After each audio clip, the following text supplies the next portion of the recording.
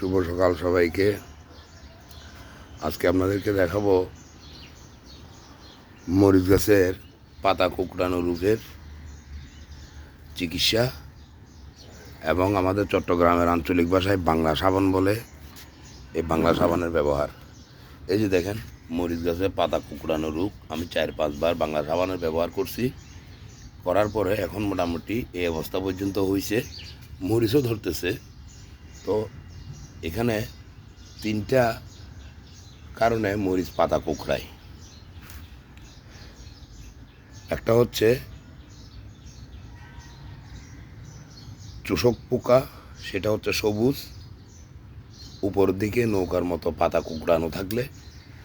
আর একটা হচ্ছে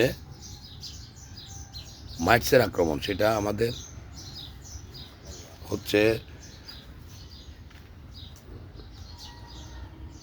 মাকড় আছে না, মাকড়সা তো দেখতে কালো হয় পেটটা, এগুলো খালি চোখে দেখা যায় না।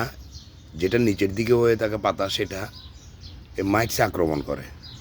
সেটা যন্ত্র দিয়ে দেখলে দেখা যাবে ওদের পেটটা লাল লাল, আরগুলো সবগুলো মাকড়ের মতো। আরেকটা হচ্ছে সাদা মাছির আক্রমণ। সাদা মাছির আক্রমণ থেকে রক্ষা পাওয়ার জন্য আমি বাংলা সাবানের ব্যবহার করব। পূর্ব পাশে গিয়ে সাবানের ব্যবহার কিভাবে করব, গাছে কিভাবে ধুয়ে দিব, আমার তো স্প্রেয়ার মেশিন নষ্ট। আপনারা সঙ্গে থাকুন, সাথে থাকুন, আপনাদেরকে দেখাচ্ছি। এই যে দেখেন, এটা হচ্ছে আমাদের চট্টগ্রামের আঞ্চলিক ভাষায় বাংলা সাবান বলে এটাকে। আর এটা হচ্ছে সাদা পাতার পানি, আর এটা হচ্ছে এই বাংলা সাবানের পানি গোলানো। এই দেখছেন কোন ভাই, এগুলো কেন হাতে লাড়ি দাও। এই দেখেন শোভন ভাই নাড়ি দিচ্ছে। আপনারা ভালো করে এভাবে পানির সাথে মিশিয়ে ফেলবেন। এই যে আমি এখানে বাংলা সাবান দিছি, সুগন্ধি সাবান আছে, Surf Excel, shampoo, wheel powder, পানি সব মিক্সার দিছি।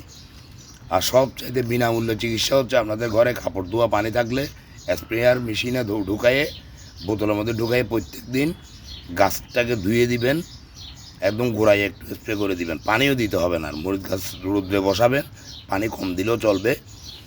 একটু বিনামূল্যে পানি চিকিৎসা হচ্ছে। আপনার কাপড় ধোয়া পানি যদি স্প্রেয়ার মেশিনে ঢুকায় যদি স্প্রে করে দেন, তাও দেখবেন এই পোকামাকড় আক্রমণ থেকে অনেক রক্ষা পাবে।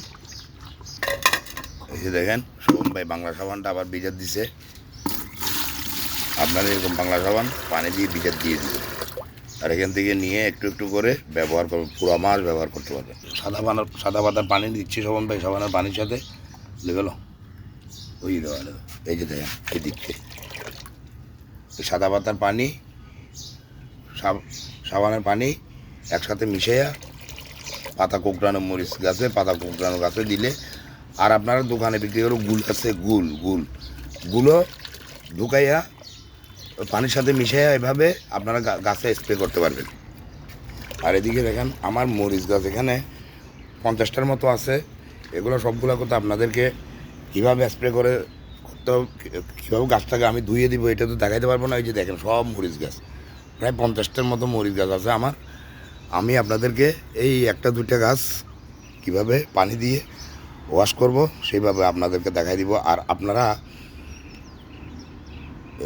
সার বীজের দোকানে গিয়ে সুলুভর বুরন, সিলেটেড জিঙ্ক, তারপরে হচ্ছে 80% সালফার, তারপরে ইউরিয়া সার, সুলুভর বুরন, এইসব সার দিয়ে যদি আপনারা সপ্তাহে সপ্তাহে স্প্রে করতে পারেন, দেখবেন মরিচ গাছ কুঁকড়ানো বন্ধ হয়ে যাবে। এবং গোড়ায় যদি পটাশ সার দেন, লাল সার দেন, তাহলে দেখবেন ভালো ফলন পাবেন।